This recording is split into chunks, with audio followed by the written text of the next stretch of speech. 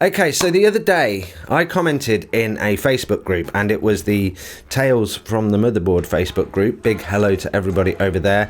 Absolutely amazing group, full of amazing people, and I've been hearing some really great sounding work over there, and it's definitely a great place for kind of networking and bouncing feedback off each other, and getting some really valuable feedback, and it's all really constructive and everybody's really engaging over there. It's great to be a part of it. But I left a comment the other day, and it was basically saying that I don't upload half-finished tracks to SoundCloud, okay? And I just wanted to kind of elaborate on that and sort of expound on that with kind of what I mean. And I think it's something that's kind of personal to me, possibly. Firstly, I'm not saying that SoundCloud is full of half-finished tunes, or that that's why other people use SoundCloud. Not at all. I've actually been listening to SoundCloud very recently, and there's some amazing tracks on there. And it's a great place to experience and find new music, and yeah, there's some really great stuff on there. It's a great platform, especially for, like I say, emerging artists and finding new sounds to listen to. But for me personally, what I used to do with SoundCloud was I'd upload a track that I was working on, and I'd use SoundCloud specifically for that purpose. So I'd be like, hey, here's a track that I'm working on, let me know what you think. And quite often, whenever I did that, I found this pattern emerging where once I'd put the track on there, I would never finish it. And that is obviously something that's probably just personal to me. Other people might not have that experience, but I certainly found that. And even now, I think there's 2 tracks at the top of my SoundCloud page. One is called Sinclair. There's another one called like Poota Bloop or something, which is a silly title, but I never finished them, and the same thing happened again.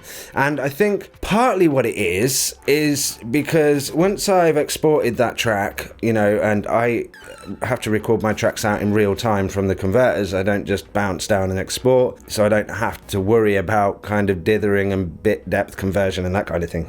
I'll save that for another video. But yeah, once I'd done that, something would happen, and sometimes it was just maybe the feedback would interfere with where I was going with the track, and it might skew me off tangentially into something else, or I'd be like, people aren't liking that. So now I then have to go and reconstruct the tune. And so I found myself, I stopped doing this, okay? I just stopped doing this. And now I kind of have a different view, and that is that when the track, for me, when a track is put online, I treat that the same as it going into the record store on the shelf with the artwork and a case, and it's a finished piece of work, because I find I can be more consistent with finishing my tracks if I treat it like it's my own personal expression. And that means that, yeah, I sit down and do this from start to finish. And also when I have it online and I'm treating it like that it becomes a product, it becomes a consumable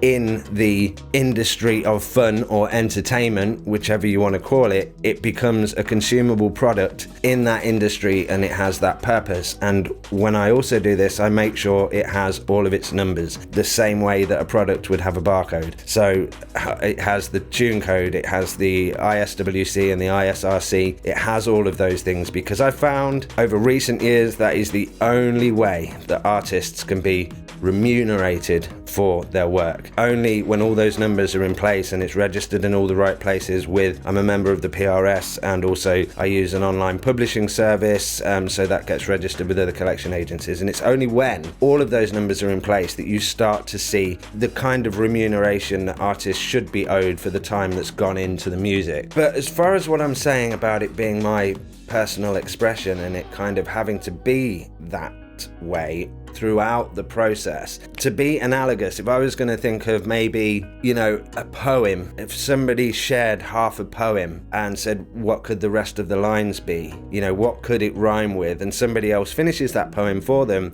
it's no longer that sort of expression, it's no longer that singularity that comes from that one person, because that last line could be the closing statement to that poem that gives it the emotion and the character that it was intended to have from that artist. It's the same, again, it's an analogy, but to have an artist put half a painting and then people suggest that, oh, maybe there could be some houses in the background, or it should be a sunny day, or it should be a rainy day, or, you know, there needs to be somebody in the window of that. Whatever the steer is, or the contributions might be, that then makes that artist sit back and finish the painting. When you look at that painting, it wasn't directly from that person, and this is important to me with music. Now, the one thing I will say is feedback on finished songs is just as important. It is just as valuable,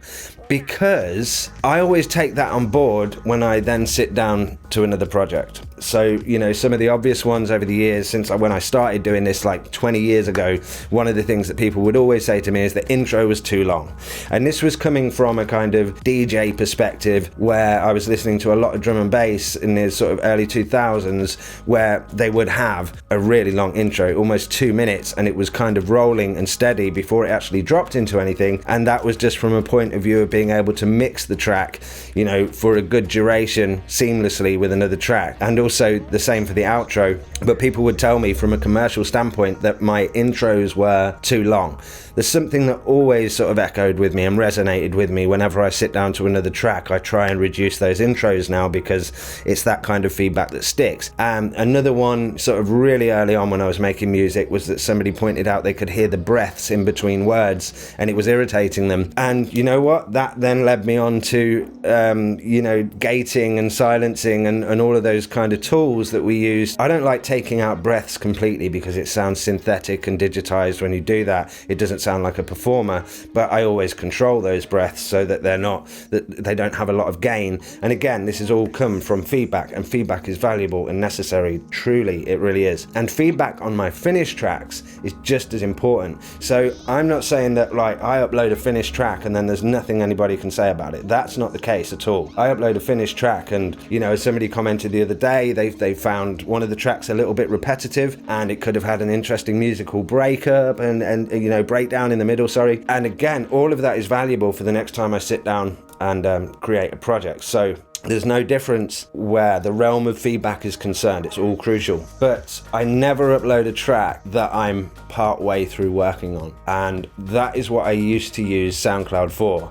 Now, when it comes to actually putting the tracks onto Spotify, distributing them, maybe putting them onto YouTube, I might do some videos of me working on a track that's kind of already finished, but that's slightly different. I'm just talking about personally my use of things like SoundCloud, and a long time ago it was MySpace. I don't know if anybody even remembers that, but there were other various free platforms where you could upload music and say, hey, check this tune out that I'm working on. And I can't do that anymore. I can't really upload, you know, when I distribute music the way that I do, I can't really distribute a track that I don't feel is finished, you know. And sometimes if I can't get that mix sounding right, or you know, I haven't got the budget to send it to another mix engineer, and you know, I don't feel it's mixed and mastered properly, that track can sit on the back burner because it's not ready to go out. And again, it's because I need to know that that track is complete to the fullest extent from my own personal input, because that's the track. Unless of course I'm collaborating. Of course there are exceptions to this rule in some cases, but the majority of the time is what I'm saying, that I can't share a tune if I don't feel it's finished. And when a track is finished, in order for that to be complete, it has to have the artwork, it has to have the title, and it has to be released through the proper channels. There it is. There's the product. It's in the shop, it's on the shelf, and it's ready to be consumed by people with their ears. Okay? That's my process now. And because of that, I can consistently finish my tracks because I stick to that. If there's something holding me back from finishing that track, then it might be a while until that track is actually finally released. But all of the projects that I start end up as finished tracks because of this. Now, the only thing that I will add to that is I have a lot of tracks that I consider finished, but I've never released, okay?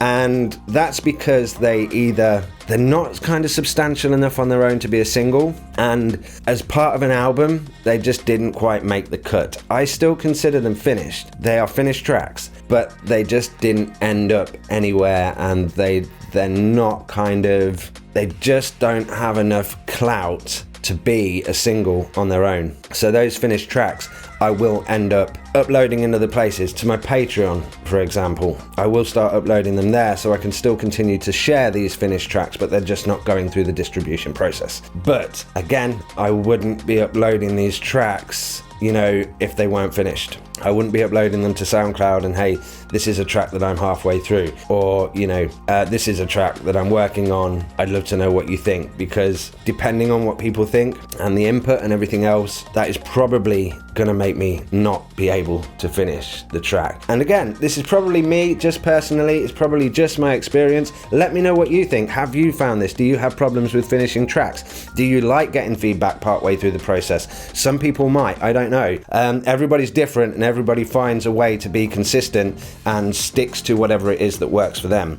And this is just something that works for me. But I certainly wanted to clarify that I certainly don't think SoundCloud is full of half-finished tunes. Not at all. There's some amazing stuff on there, some amazing artists on there, and what I've been listening to recently is like blow me away totally. I think SoundCloud is a great place for sharing music at whatever stage. This is my own personal experience, and I wanted to share it quickly while I got the video set up, and I'd love to know what you think. How do you go about finishing a track? Is there anything that gets in the way for you? Anything like that, I'd love to hear it. Let me know in the comments. Let me have some feedback. That would be absolutely great. That's it for this video. Thank you for listening. If you like this, do subscribe, because I will be back with more. So until the next video, take it easy, stay creative, keep smiling, sound. Let us touch the gutter.